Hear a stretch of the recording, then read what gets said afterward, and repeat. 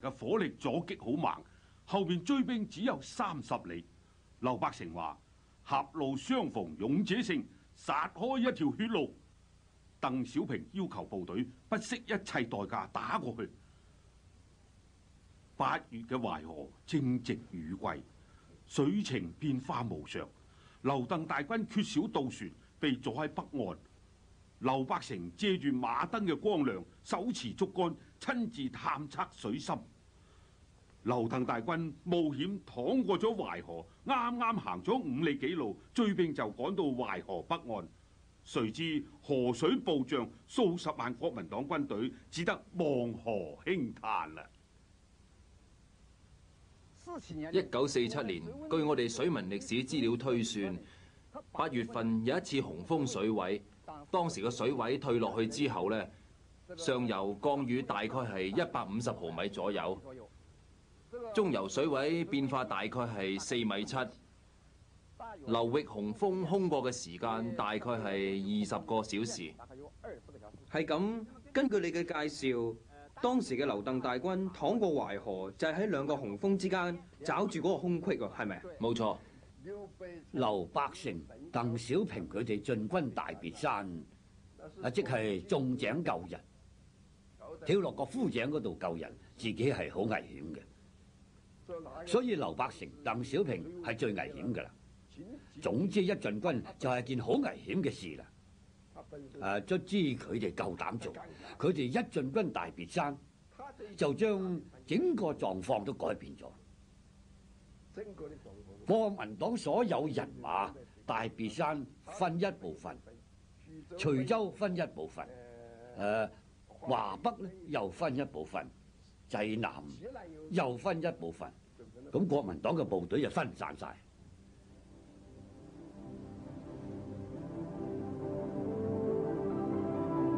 劉鄧大軍進入大別山，直接威脅國民黨嘅統治中心。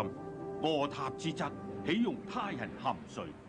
蔣介石調集33個旅進行全面圍剿，大別山嘅形勢突然緊張起嚟。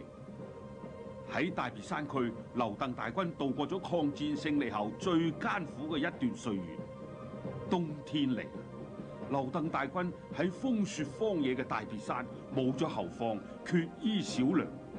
佢哋既要同圍剿嘅敵人作戰，又要自己設法解決給養。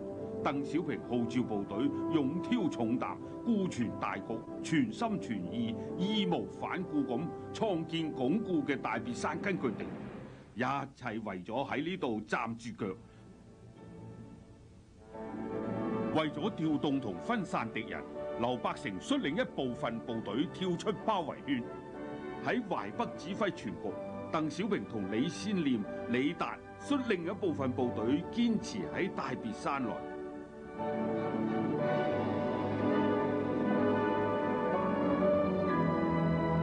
喺最困難嘅時候，粟裕曾提出率幾個中隊前嚟增援。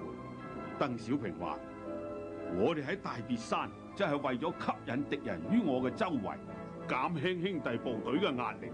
佢致電中央，我哋喺大別山孭重啲，對全局極有利。好多年之後，當有人問起呢段經歷時，鄧小平話：呢個係一個了不起嘅戰略行動，呢個係毛主席定下嘅二野挑嘅重擔。種種艱難，我哋都克服咗，完成咗任務，仲係嗰句老話，叫做合格。劉鄧大軍挺進大別山，陳毅、粟裕領導下嘅華東野戰軍挺進豫皖蘇，陳赓、謝富治兵團挺進豫西，三路大軍互相策應，喺黃河同長江之間嘅廣大地區形成咗一個品字形嘅戰略態勢。咁就牽制咗南線國民黨軍1半以上嘅兵力，使中原地區由國民黨軍隊進攻解放區嘅重要後方，變成咗人民解放軍奪取全國勝利嘅前進基地。佢係一個對戰爭發展具有重大戰略意義嘅勝利，佢帶動咗全國各個戰場嘅戰略進攻，整個戰爭格局從此發生根本轉變。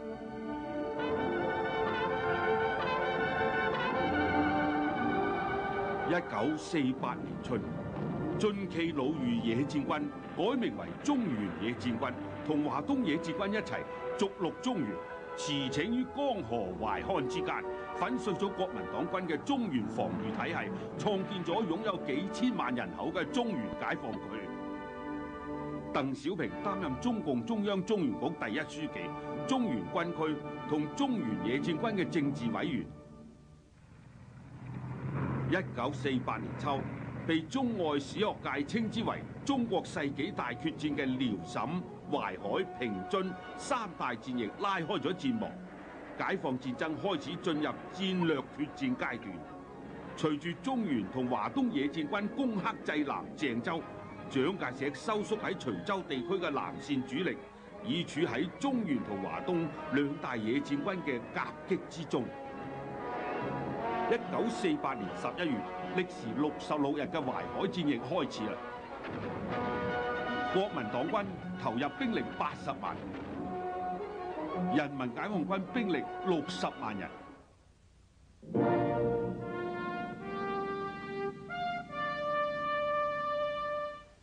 嘅三大戰役之一，亦係中國人民解放軍戰爭史上規模最大嘅一次戰役。對於呢次戰役，國共兩黨都非常關注。淮海戰役前夕，蔣介石曾幾次強調話：徐淮會戰實為我國家存亡之最大關鍵。毛澤東主席亦明確指出，此戰勝利不但長江以北局面大定，全國局面亦可基本解決。為咗保證淮海戰役嘅勝利，1948年11月16日，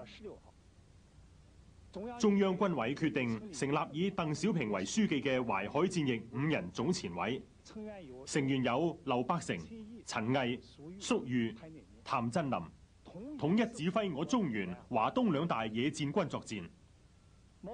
毛主席話：兩大野戰軍加埋一齊，唔止增加咗1倍嘅力量，而係增加咗幾倍嘅力量。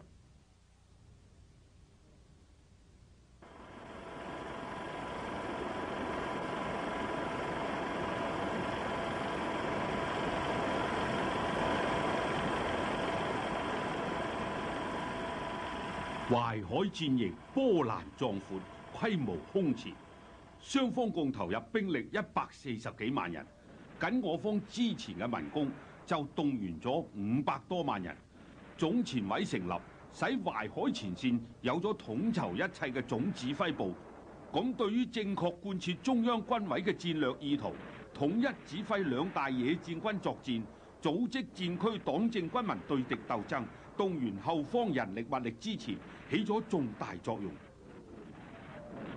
11月22日，淮海戰役第一階段勝利結束。喺中原野戰軍配合下，華東野戰軍於展莊全殲黃伯韜兵團。第二階段點打呢？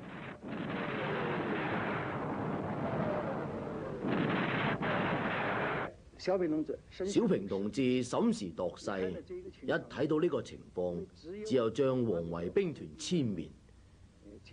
因為黃維兵團已經被打得精疲力竭啦，同時佢亦離蚌埠比較近，南面南京嘅部隊逼近，將南京同埋徐州拉開，所以決定先打黃維兵團，以後再集中中原野戰軍同華東野戰軍消滅杜聿明集團。當時黃維兵團力量係咪好強？係咪一嚿好難啃嘅骨頭呢？黃維兵團係國民黨軍5大主力之一，所以中原野戰軍當時嘅任務係非常艱巨。